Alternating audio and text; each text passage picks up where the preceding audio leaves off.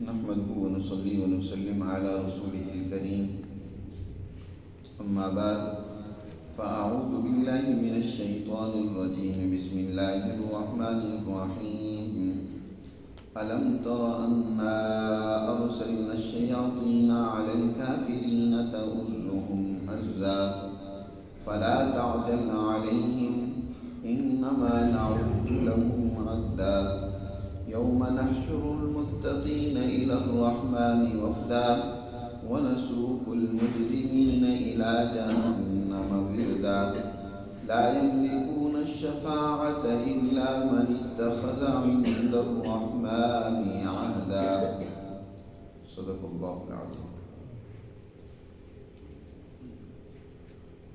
گزشتہ آیات مبارکہ میں اللہ سبحانہ و تعالی نے مشرکین مکہ اور دنیا کی عیاش پرست قومیں جو اپنی زندگی کے اعمال کا حساب و کتاب نہیں دینا چاہتی، انہوں نے اس روز اور اس دن کا انکار کیا جس دن انسانی اعمال کا حساب و کتاب ہوگا، ان کے اعمال کی جانچ پڑتال ہوگی.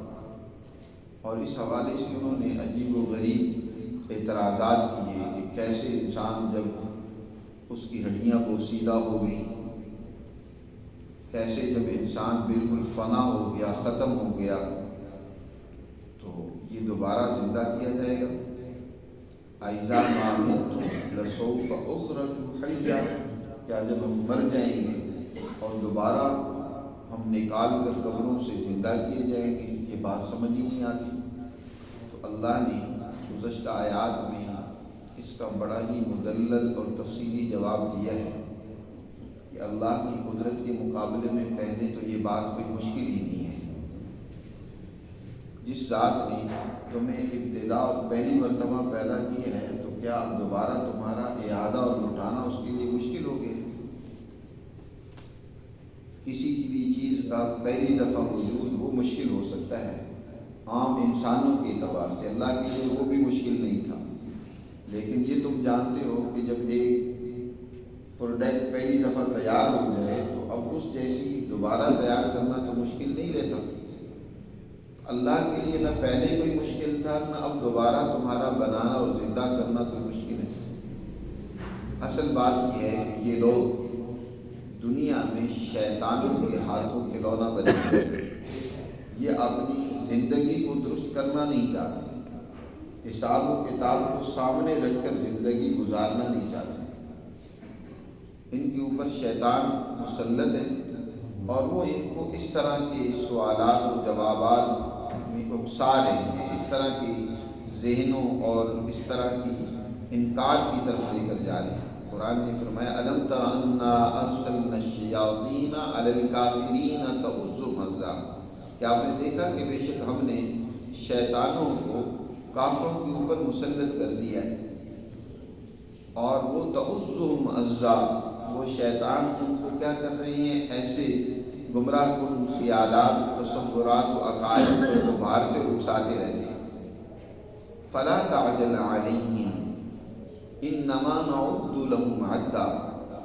قرآن نے ایک بہت ہی اصولی ضابطہ ذکر کیا اور فرمایا پیغمبر ان کی انجام کے بارے میں آپ جلدی سے کام نہ لیں، جلد بازی سے کام نہ لیں. ان کی سزا کا ایک وقت مقرر ہے اور ہم وہ دن گن رہے ہیں کہ کب وہ وقت مقررہ آتا ہے.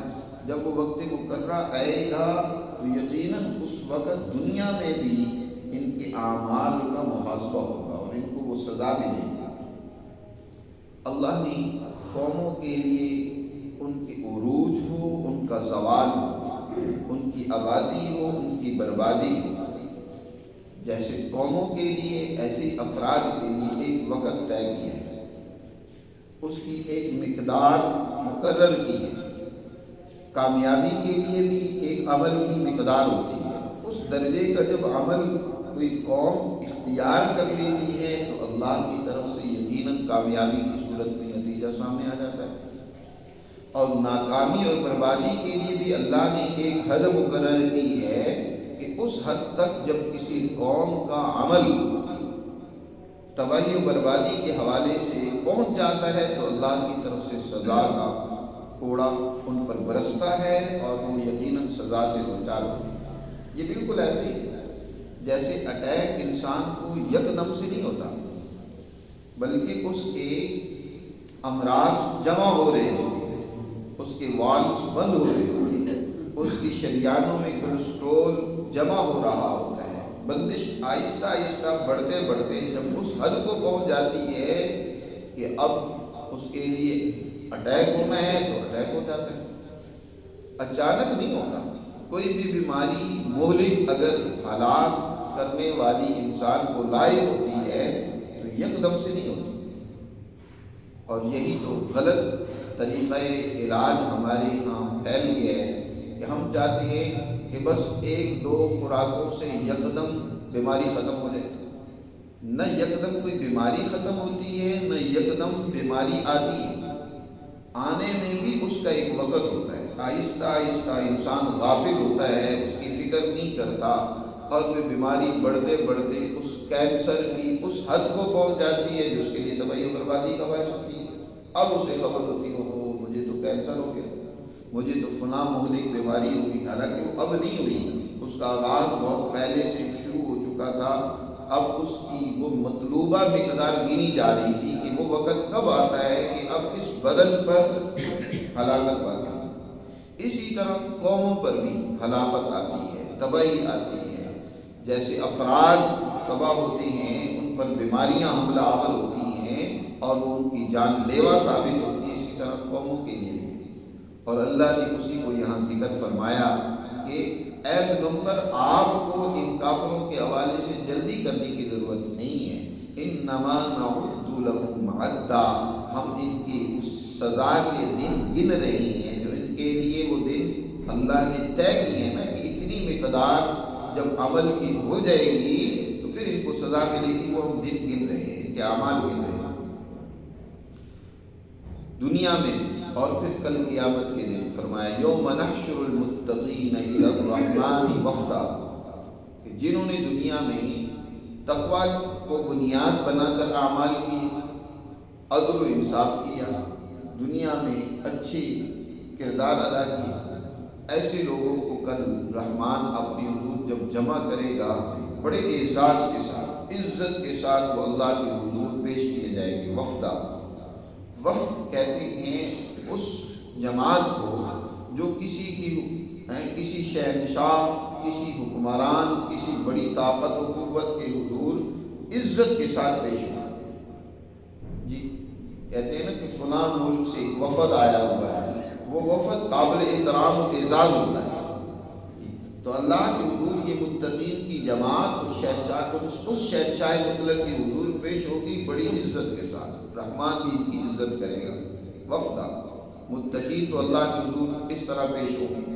اور وَنَسُوقُ الْمُجْرِمِينَ إِلَىٰ جَهَنَّمَ وِرْدًا، اور جو مجرم ہیں جنہوں نے دنیا میں انسانیت پر ظلم و زیادتی کی، ان کے لیے تنگیاں اور مشکلات کھڑی کی ہیں، جنہوں نے دنیا میں تباہی و بربادی کے اعمال کیے، جو انسانیت کے مجرم تھے، ان کو اللہ اپنی حضور ہانک کر لائے گا، جیسے جانوروں کو ہانکا جاتا ہے۔ اور جانوروں کو خاص طور پر جب پیاس لگی ہوتی ہے نا تو ان کا مالک ان سب کو ہانک کر اس گھاٹ کی طرف لے جاتا ہے۔ آپ نے دیکھا ہوگا جی، چرواہے وہ کیا کرتے ہیں، جانوروں کو کسی تالاب پر، کسی نہر پر، کسی بھی چشمے پر جب وہ لے جانا ہوتا ہے ان کو پانی پلانے کے لیے، تو ادھر ادھر سے سب کو ہانک کر ڈنڈے سے وہ اس جگہ کی طرف لے جاتا ہے۔ اسی طرح پیاسے جانوروں کی طرح انسان، وہ مجرم لوگ اللہ کی حضور ہانک کر پیش کیے جائیں گے۔ قرآن کہتا ہے وَنَسُوقُ الْمُجْرِمِينَ، ان مجرموں کو ہانک کر ہم لے جائیں گے جہنم کی طرف، وردا، پیاسے جانوروں کی طرف۔ ان کا گھاٹ جہنم ہوگا اور وہاں ان کو داخل کیا جائے گا۔ لا یملکون الشفاعۃ، وہاں کسی کو کسی کے حق میں سفارش کرنے کی بھی کوئی طاقت اور اختیار نہیں ہوگا کہ کوئی کسی کو بچا لے۔ جی دنیا میں تو ایسا ہو جاتا ہے نا کہ مجرم جب جیلوں میں جاتے ہیں تو کئی ایک ان کے سفارشی آ جاتے ہیں اور ان کو بچانے کی فکر کرتے ہیں اور بچا بھی لیتے ہیں، وہاں کسی کو سفارش کرنے کا کوئی اختیار نہیں ہوگا. ہاں، من اتخذ عند الرحمن عہدا، مگر وہ شخص جس نے رحمان سے عہد لے لیا. اتخذ من الرحمن عہدا. حضرت عبداللہ بن مسعود رضی اللہ تعالیٰ عنہ فرماتی ہیں کہ میں نے نبی کریم صلی اللہ علیہ وسلم کو فرماتے ہوئے، اپنے صحابہ کو فرماتے ہوئے سنا کہ آپ فرماتے ہیں کہ اللہ سے عہد لینا یوں ہے کہ تم صبح کے وقت یہ اللہ کے حضور التجا کر کے دعا مانگا کرو. اللہم فاطر السماوات والارض عالم الغیب والشہادہ انت تحکم من عبادک الصالحون. وہ ایک تفصیلی دعا ہے جس میں یہ ہے کہ اللہ میں تجھ سے تیرا عہد مانگتا ہوں. جی اے اللہ میں تجھ سے اس بات کا عہد اور اقرار کرتا ہوں کہ تیرے پیغمبر کے سوا کوئی تو نے اپنا نبی اور نجات دہندہ محمد صلی اللہ علیہ وسلم کو جو تو نے رسول بنا کر بھیجا ہے، میں اس کی رسالت میں اقرار کرتا ہوں. اس بات کی شہادت دیتا ہوں کہ تیرے سوا کوئی معبود نہیں. اور اے اللہ مجھے میرے نفس کے حوالے نہ کرنا. فلا تکلنی الی نفسی طرفۃ عین. اے اللہ مجھے اگر تو نے میرے نفس کے حوالے کر دیا یہ تو مجھے شر اور تباہی و ہلاکت کی طرف لے جائے گا. تو اے اللہ میں تجھ سے عہد مانگتا ہوں. تو اللہ اس عہد کو محفوظ کر لیتا ہے. قیامت کے دن جو ہے اسی عہد کی بنیاد پر اللہ اس کو سفارش کا حق دے گا، اجازت دے گا، اور وہ اجازت بھی ان کی حق میں کرے گا جن کے حق میں اللہ تعالیٰ اجازت دیں گے کہ ان کے لیے تم سفارش کرو. لیکن جو بڑے مجرم ہوں گے ان کے حق میں سفارش کی اجازت کسی کو نہیں ہوگی. ان کو تو جہنم میں پہنچنا ہے. اس کو فرمایا لا یملکون الشفاعۃ، وہاں سفارش کرنے کا کسی کو اختیار نہیں ملے گا سوائے اس کے کہ اتخذ عند الرحمن عہدا، جس نے رحمان سے عہد اور اقرار لے لیا. اور وہی جس نے اعمال اچھے کیے، اپنے آپ کو متقین کی جماعت میں شامل کیا. اس کے بعد اگلی آیات میں جس سے اس سورہ مبارکہ کا آغاز ہوا تھا، دنیا میں ایک بہت گمراہ کن نظریہ اور عقیدہ جو ہمیشہ سے پھیلا اور رہا ہے، وہ ہے اللہ کی اولاد بعض قوموں نے تسلیم کر لی. خاص طور پر دنیا میں عیسائیت کے ہاں یہ بہت بڑی ضلالت اور گمراہی پیدا ہوئی کہ عیسیٰ علیہ السلام کے بارے میں ابنیت کا عقیدہ بنا لیا کہ وہ اللہ کی اولاد ہے.